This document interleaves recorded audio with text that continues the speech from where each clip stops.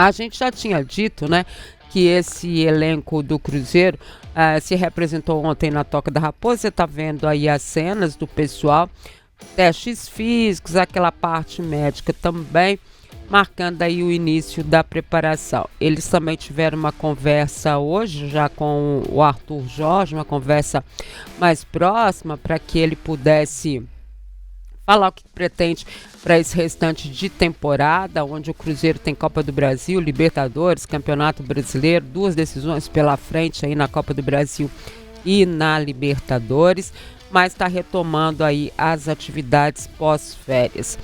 E além dessas atividades que você está vendo aí, medindo tudo que aconteceu com esses jogadores, como que eles voltaram aí desse período de férias, dá pra gente ter uma ideia, né, de tudo, e isso também vai valer para os primeiros jogos, para aquilo que eles precisam fazer.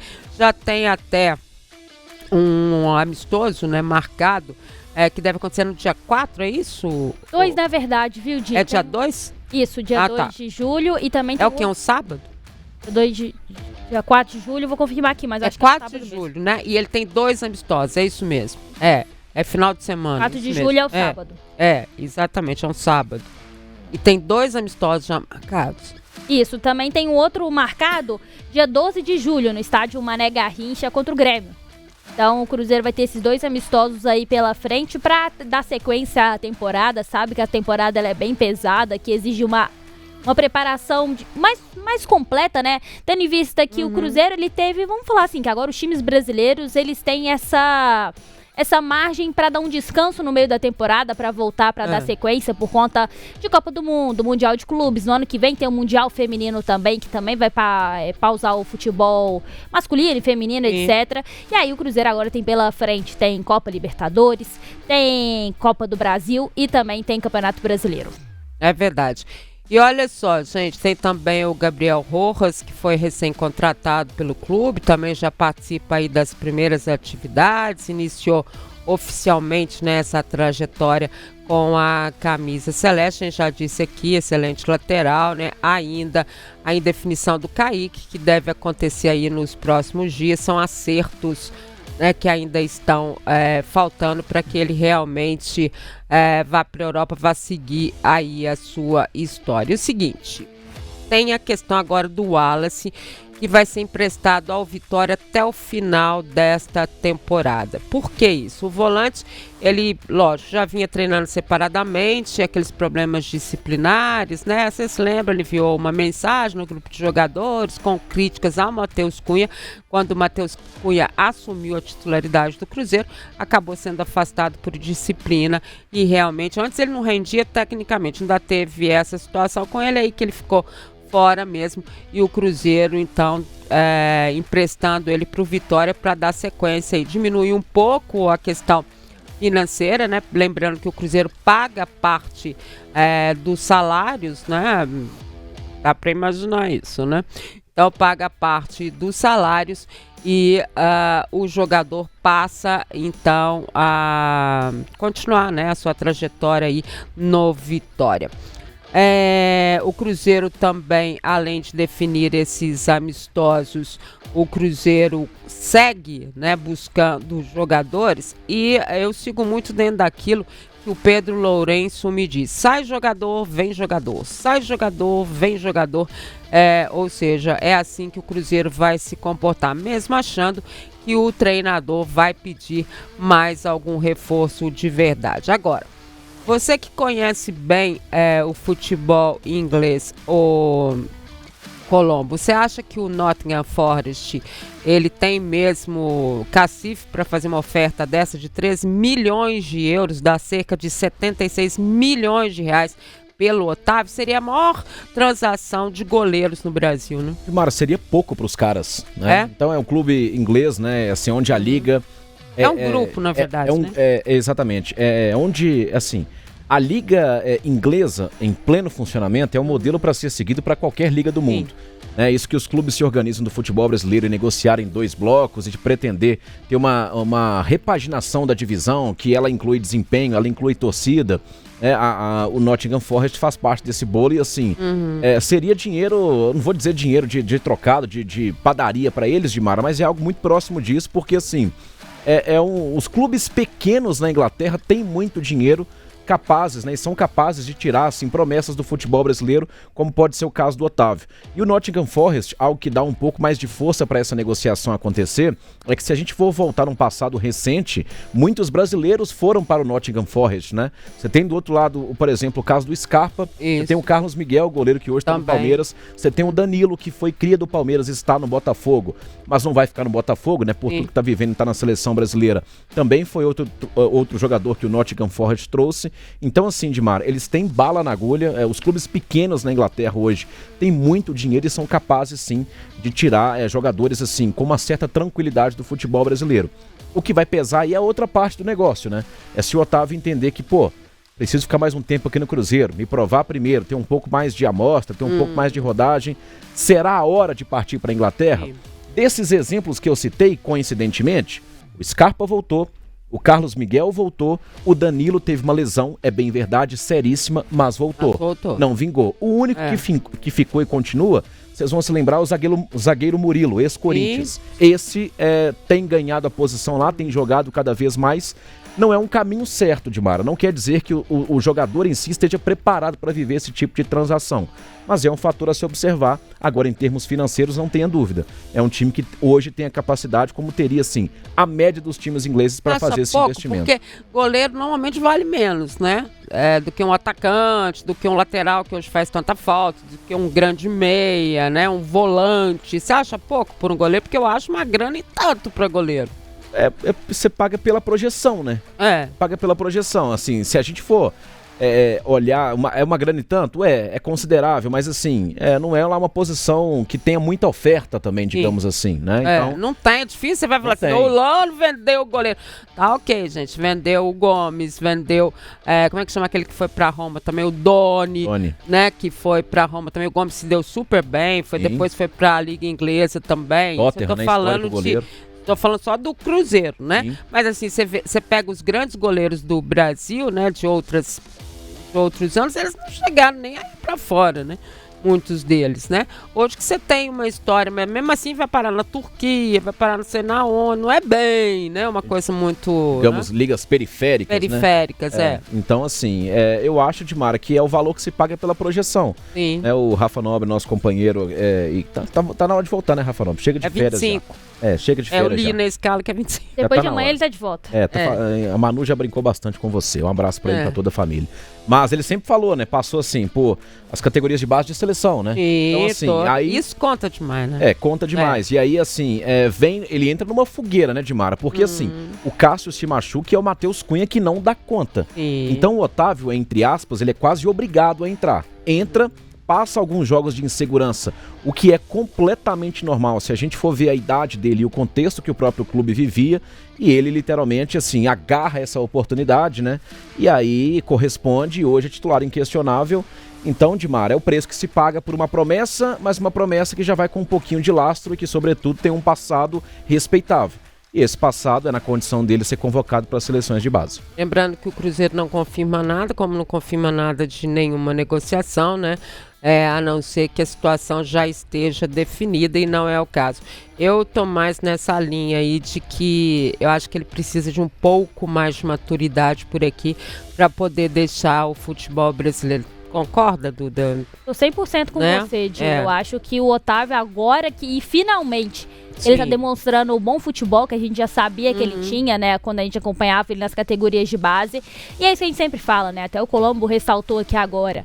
Ele passou por tudo quanto é categoria de base da seleção brasileira. É um atleta que a gente sabe que quando foi testado, fez jus à oportunidade, assim tá sendo no Cruzeiro. E eu acho que seria um passo maior que a perna ele ir agora pro futebol europeu.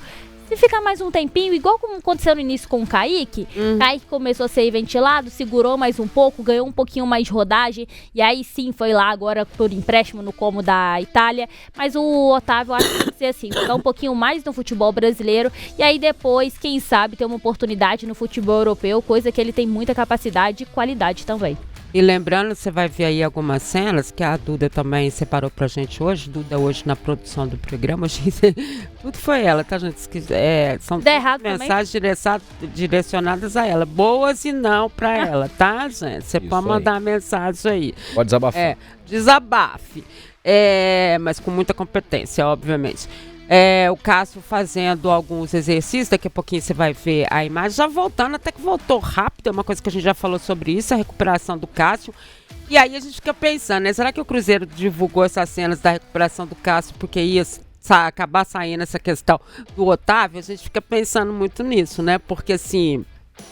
Porque se o Otávio fosse embora sem que o Cássio estivesse recuperando, como é que faz? É uma boa teoria, né? Essa que a gente até arrumou. A gente ficou pensando nisso, né? Mas o Cássio, um ponto muito interessante é que ele aproveitou as férias e continuou treinando lá na Toca da Raposa, né? Ele teve uma lesão multiligamentar no joelho, então continuou no tratamento com a equipe de fisiologia, fisioterapia e, é claro, de ortopedia também do Cruzeiro, para ficar 100% e, é claro, voltar o mais rápido possível. Lembra que quando o Cássio lesionou, a gente comentava, não, essa lesão do Cássio só no final do ano e no início da temporada que vem. Sim. E olha como que ele já tá tão evoluído, né? Tem possibilidade dele voltar até agora em agosto mesmo aos gramados.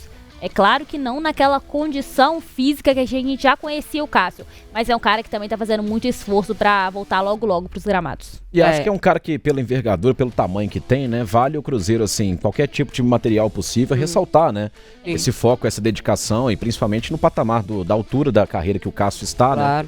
Então, assim, faz sentido você ter uma exaltação ali também da recuperação dele, porque afinal de contas, recuperar-se da maneira que ele se recupera com 20 anos é uma coisa. Com a idade que ele tem, certamente é outra. É fantástica essa recuperação dele, o que mostra como que a gente elogia muito, né, os atletas, e principalmente quando está na Copa do Mundo, né, os atletas que têm esse contexto de cuidar muito do físico, do corpo, só para citar aqui o Mbappé, o Cristiano Ronaldo, né, que cuidam muito dessa questão física mesmo.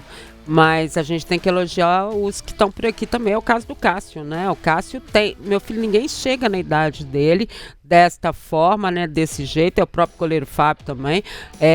Com essa condição física, né? E de voltar depois de uma lesão tão grave. O Fábio tem a vantagem de não ter tido tantas lesões graves na carreira. Me lembro só daquela, né? Logo depois daquele gol estranho que ele levou, que ele teve. Aí parou, né? Aquele negócio todo, mas assim, também não é um jogador de lesões e todos eles se recuperando de uma forma, né, do atleta mesmo, do respeito à condição de ponta, né, de ser um atleta de ponta. Então o Cássio tem muito essa consciência e merece, sem dúvida nenhuma, com o tempo, né, retornar ao gol do Cruzeiro, se tiver realmente recuperado aí. Talvez isso também pese... Não, só para completar, talvez isso também pese na questão do Otávio. E você sabe o que eu estava reparando ali nas imagens que a produção separou pra gente ali? Do Rojas, né, que chegou e a gente tá em época de Copa do Mundo e destacando aqui, a gente até conversou isso sobre outro dia, né, Messi ou Maradona. Tamanho da tatuagem do Maradona do rapaz. Então, assim, a idolatria é grande, né? Ver ele no papo com o Vidalba ali. Tomando mate ali. Nós, como bons argentinos, né, entendemos essa cultura. Então, eu vi ali, viu, Dimara?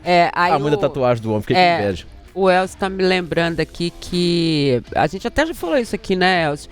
E ele sempre se inspirou no Sorin, né? Que é um lateral que chega mais à frente, principalmente na seleção argentina, né? Ele tinha muito essa característica de ir muito mais à frente.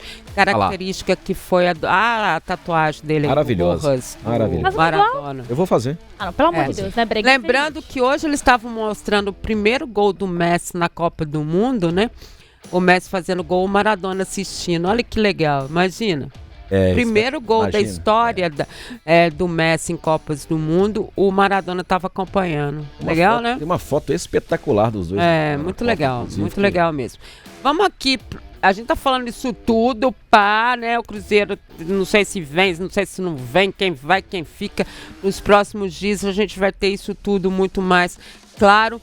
Mas nós temos aqui o calendário do Cruzeiro pós-Copa. Errei, a gente estava com saudade. Você estava, torcedor? Então vamos aqui com o nosso saudade calendário. da maratona. Vai lá, Dudinha. Tá com saudade, trabalha agora. Vai, tá com saudade, olha lá, toma. Aí. Eu tô com saudade também. Estamos todos, vai. Então vamos lá.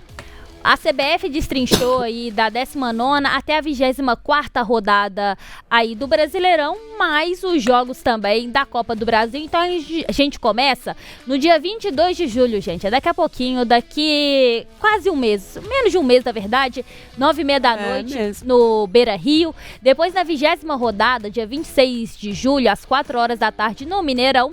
21ª, no dia 30 de julho, às 9h30 da noite, no Couto Pereira, diante do Coxa. E aí tem um jogo da Copa do Brasil nesse meio tempo, no dia 2 de agosto. Esse jogo vai ser num fim de semana, num domingo. 6h30 na Arena Condá e o jogo de volta numa quarta-feira no Mineirão, às 7 da noite, no dia 5 de agosto. 12ª rodada, dia 9 de agosto, às 11 da manhã, aquele horário bom para levar a família. Também para tomar um solzinho, né? Porque 11 horas é bom. Quem ficar do lado roxo vai tomar um sol. Na 23ª rodada, dia 16 de agosto, às 7h30 da noite, na Neoquímica Arena, diante do Corinthians. E para fechar ali até o momento, o que a CBF destrinchou contra o Flamengo dentro de casa, dia 22 de agosto, às 8h30 da noite. Olha, pesado, né? Pesado.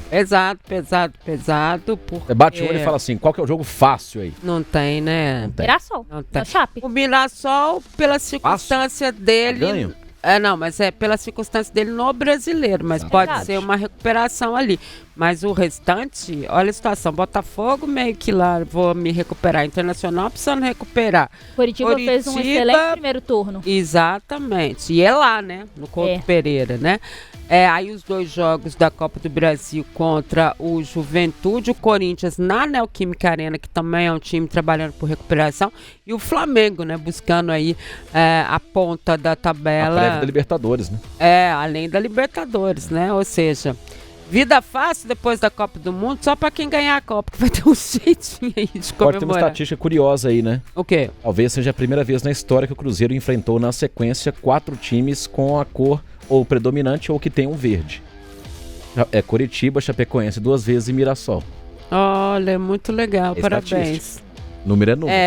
Aqui, exatamente. dá uma sugestão lá pro pessoal, falar assim, pega o retrospecto do Cruzeiro contra times verdes. Eles vão gostar, porque tá faltando matéria. Eles vão gostar. Tá faltando? Tá faltando, eles vão gostar. Eu gostei muito. Vai, Leandro Colombo. Isso aí. Times verdes. Aí o Fred Jota vai falar assim, você pode pegar e escrever, viu, Grandalhão? Já passou minha fase. Já passou minha fase. Grandalhão ainda vai mandar você colocar os símbolos, tá? Queria te dizer.